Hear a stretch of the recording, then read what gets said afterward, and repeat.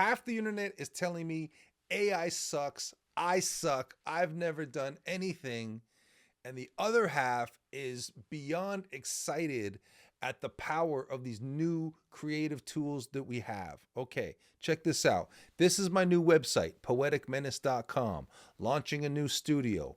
It's a new studio, a new show, a new me. And in this format, please leave a comment because I really want to be replying to your comments. I miss this, making videos, talking to you, the interaction. I miss it so much, but I've been gone for a while because I've had to sort of drill in and build something new. So if you go to my Twitter, you can see that I'm all about this AI thing now. And I've been talking to all kinds of people who have all kinds of opinions on it. But first, take it back to this. I've been thinking a lot about why I love AI so much. Why am I so passionate about it that it's all I want to talk about and it's what I want to talk to you about. And I want to launch a whole new show about it. And I want to make AI movies. I look at this guy right here on your screen. That's me back in the day, making my own comic books, photocopying them at Staples, selling them to strangers on the street. Okay. And I think like, if I had generative AI back then, how many more comic books would I have made? Not to say that AI does the work for you. We'll get into all that. I don't want to get too carried away. But the point here is that I see the same thing in generative AI that I saw in comics back then. And then I saw in YouTube after that, right? So in this era that you're looking at right here, it was a matter of, oh my God, you could build this entire world, anything you can imagine, put it on the page, get it out there. Nothing can stop you. And then when YouTube became the revolution, it was all about, oh my God, you can make your videos with like whatever camera you can beg, borrow, or steal and get your message out to the whole wide world. Nothing can stop you. And now with generative AI, all of your movie making dreams can come true because it's like, oh, you can make anything you can imagine and it'll look great and put Hollywood. People say Hollywood's over, right? But like literally have your own Hollywood in your pocket. Nothing can stop you. It's every 10 years or so, I find this thing that makes me have that feeling of like, oh my God, creativity itself has changed. Nothing can stop you now. And that's what I want to run with. And it ends up becoming my obsession for like the whole next 10, 15 years of my life. So I've been talking about all this kind of stuff very passionately on Twitter. And you can see where, that's the wrong thing. Okay. Here's what I wanted to show you. I'm not going to read the whole thing to you, but basically what this comes down to is I saw a video. Let me show you a little bit of that video right here, shall we?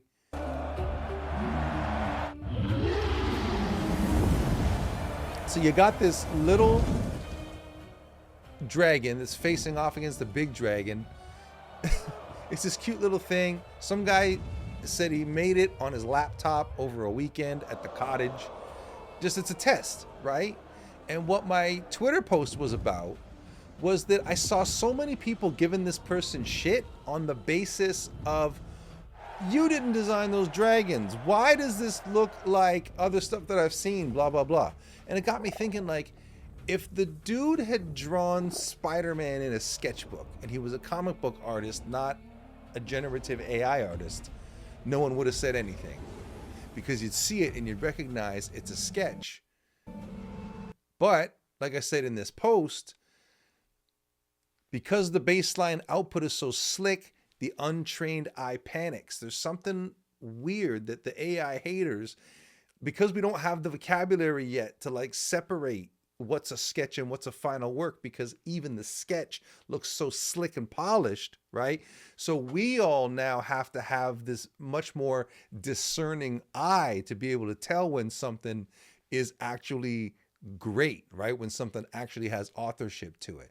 So I put this out there and people were going nutty at it, but it was nothing compared to this one that I put here, because again, I won't read the whole thing, but the point is that I noticed that it's all the people who are actually like putting themselves out there and making stuff love generative AI. And all the haters who come after me for loving it don't make anything, right? And I have this cockamamie harebrained theory that The people who don't like generative AI don't like it because it takes their excuses away. It makes it so that, like, if you have it in mind that you're going to write a book, and as long as you never write that book, nobody can ever argue with the fact that the book you would have written could have been the greatest thing ever. But once you actually write it and subject it to the cold light of day, now it's a different story. But that's neither here nor there. So here's some of the reactions that I was getting to a post like that. This person, Charles, is agreeing with me. You know, most of the people against AI film don't actually make movies, right? This one was somebody giving me shit. She said, what exactly have you put out on your own without AI doing it for you that shows true vision and talent? So, of course, I linked her to that same post that I was just showing you about how I used to make my own comic books and sell them in the street before I became a TV star and then a YouTube star, and now looking forward to being an AI star. This person tells me that the way I talk about these things makes people want to crush my head with a cinder block. Just FYI. Now, this I wanted to show you because this is not a reply to me anymore. We're shifting gears now to why I love this AI stuff so much. And I was thinking about it, and it's that whole, like I was telling you earlier about that whole feeling of just like nothing can stop you now. And it has just, it's in the middle of creating this golden age of creativity and art. Look up, silly little miss. Love may be waiting for one little... Turn the audio down a little bit because the visuals are what's important here. So somebody wanted to make a Busby Berkeley musical for the AI age. And I'm watching this and I'm hypnotized by it and I'm loving it because I'm just like, the creativity now, like one person can make this in like the amount of time that it used to take to do a doodle in a sketchbook. And somebody like me can watch it and be mesmerized by it and think it's wonderful, right? Another one we're worth showing you.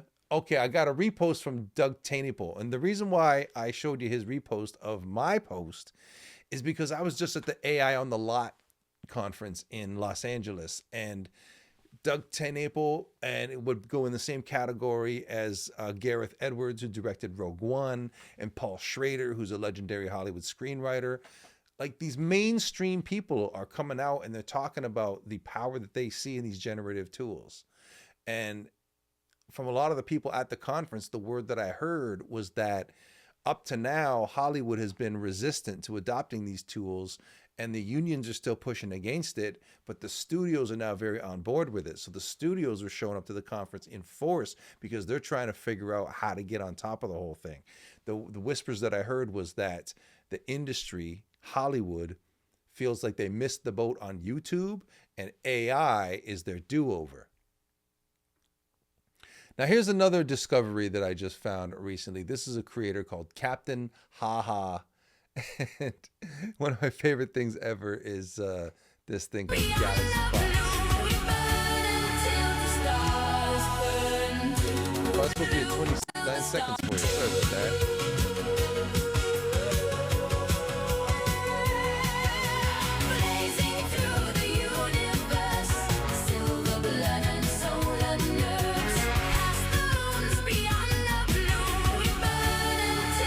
So you get the idea. I love, but the one that I showed to my daughter, she loved the Peach Queen. While the juicy flavors last, juicy, juicy peaches.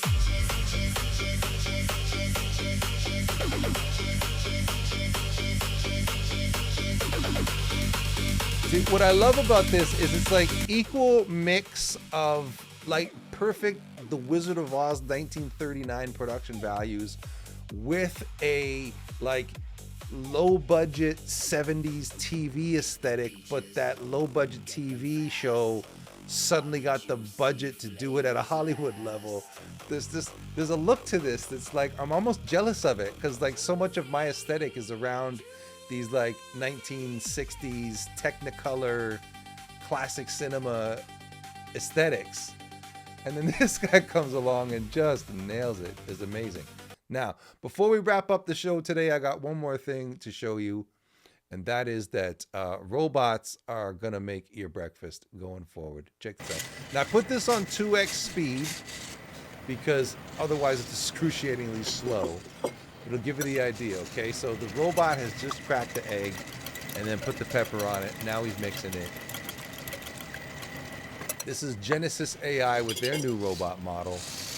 And more, we're starting to see that there is this push to get robots in the home doing stuff. Now, I had heard that a big part of the resistance to people having humanoid robots in the house was when word got out that these things are not actually going to be smart enough to walk around their house and do chores. That for the first many years of these humanoid robots being around, they're going to need to be piloted by people in far off places on the other side of the world. So somebody who lives in India or Bangladesh or something with like a headset on, piloting the robot and like making it make your breakfast and whatnot. Now this is now autonomous. This is not being piloted by somebody from the third world. But I wonder if it's just a set of programmed moves or if it's actually like responsive. Like if you came along and like pushed that hot plate, would it be able to automatically adjust its position where it's holding the pan? I don't know, but it's fun stuff to think about. All right, so this has been the soft launch of a new show that I want to bring forward to you, where I just share my love of not just generative AI video or what it's capable of, but for me, it's all about the art and the people making the art. So that's the main thing for me, is the human connection. I want to bring the human chemistry element to the AI scene.